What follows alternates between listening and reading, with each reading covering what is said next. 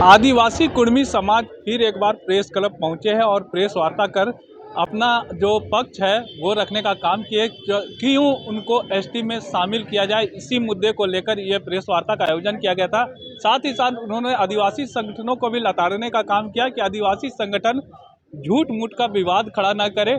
हम एसटी थे, हमें एसटी में शामिल किया जाना चाहिए। मौके पर क्या कुछ कहा, आइए आपको सुनाते हैं। कह रहा है कौआ कान ले गया और एक कान आपका सलामत है। हमें कौन क्या कह रहा है वो वहाँ जजमेंट नहीं होगा, जजमेंट होगा सच्चाई। अगर 1913 की चिट्ठी में हम हैं तो वे भी हैं। मैं अकेले तो नहीं हूँ, मेरा तो अकेले नोटिफिकेशन नहीं हुआ है, अकेले नोटिफिकेशन नहीं हुआ है। और नोटिफिकेशन हुआ क्यों? टू एग्जेम्प्ट, मुक्त करने के लिए फ्रॉम इंडियन सक्सेशन एक्ट। ये सच्चाई कि इनके ऊपर इंडियन सक्सेशन एक्ट लागू नहीं होगा, तो उनके ऊपर भी लागू नहीं है और मेरे ऊपर भी लागू नहीं है। क्लियर? तो एक कानून से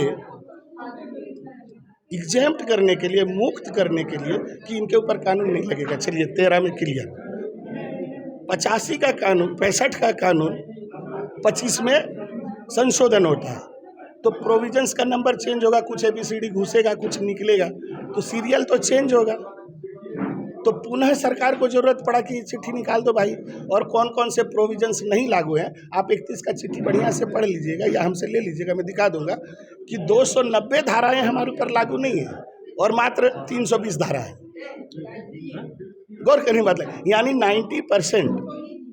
जैसे हम लोग को डाइवोर्स नहीं लेना पड़ता है, हम लोग एडॉप्शन नहीं करते हैं, गोद नहीं लेना पड़ता है, हम लोगों में गार्डियनशिप का प्रॉब्लम नहीं है अगर कोई बच्चा अनाथ है तो ये तीनों क्या है? सिविल का कानून है।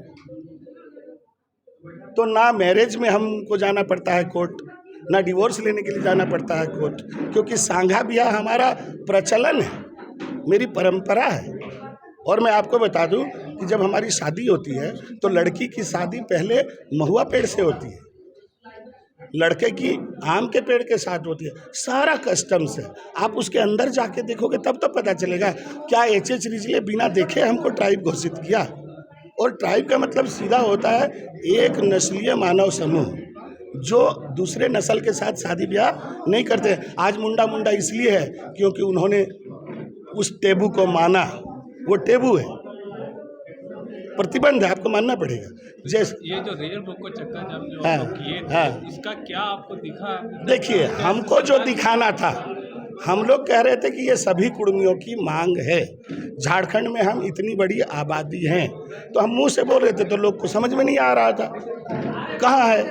हम लोगों ने 40 जगह पर दिखला दिया कि कुर्मी है या नहीं है। सरकार जागे, क्या इतनी बड़ी आबादी के साथ आप बेईमानी पर बेईमानी करते जाओगे? आप लोग सच्ची बात को नहीं जानते हैं, हम लोग सच्चाई को आंखों से देखे हैं। झारखंड आंदोलन में CB सोरेन क्या केवल संथाल एरिया घूमते थे हैं? अधिकांश समय वे कुर्मियों के साथ और कुर्मी घरों में व्यतीत करते थे और कुर्मी ही उन्हें सबसे ज़्यादा संरक्षित और सुरक्षित भी करते थे।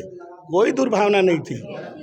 87 के झुंझका बैठक में एनी होरो ने कहा, बहुत बड़ा मीटिंग था जिसमें बूटा सिंह आए हुए थे। यानी एक सूरज के तरह सच्चाई है, यहाँ नया बनने का बात नहीं है। हम लोग 52 से हल्ला करते आ रहे हैं। जो उस समय के नॉमिनेटेड अंतरिम सरकार में यहाँ से सांसद थे, मैंने बंगाल से, मानभूम से, खुदीराम महतो, उन्होंने भी इस मामले को उठाया, लेकिन बस सरकार एक कान से सुनती है और एक कान से हटा देती है। लोगों को क्या कहिएगा जो आप लोगों के विरोध में आदिवासी? मैं उन लोगों को यही कहूँगा कि मैं भी आदिवासी हूँ, आप भी आदिवासी हो। एक आदिवासी दूसरे आदिवासी को अगर गाली देता है तो ये आदिवासियत के लिए सम्मान की बात नहीं है और ये आदिवासी पहचान नहीं है। क्योंकि सदियों से, अगर वो कह रहे हैं हजारों साल से हैं, हम भी हैं, क्या हजारों सालों में एक भी क्लेश है, एक भी युद्ध है कि मुंडा और कुर्मी लड़ा, संथाल और कुर्मी लड़ा? ये सच्चाई है। यहाँ देखिए, यही एक राज्य है जहाँ आज तक अन्य जाति, जो भी जातियाँ आई, कालांतर में बहुत जातियाँ आई हैं 1765 के बाद में, क्या यहाँ पर जाति विद्वेष है या कुर्मी किसी के साथ जाति विद्वेष रखता है? सुदेश महतो ने पार्टी बनाई, क्या केवल कुर्मियों को रखा? अभी जयराम महतो ने पार्टी बनाई, क्या कुर्मियों को रखा? और कुर्मी ऑलवेज सबको साथ लेकर चला है। मैं तो यही कहूँगा कि कुर्मी जैसे ही शामिल होगा, इस झारखंड का केंद्र होगा और साफ साफ आदिवासी दिखाई देगा, और सरकार एक भी प्रपोजल आदिवासियों के खिलाफ नहीं ले जाएगी। जब यहाँ आदिवासी सुरक्षित रहेंगे